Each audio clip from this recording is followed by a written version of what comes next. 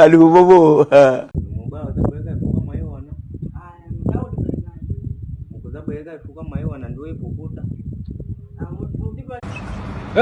Aujourd'hui aussi, c'est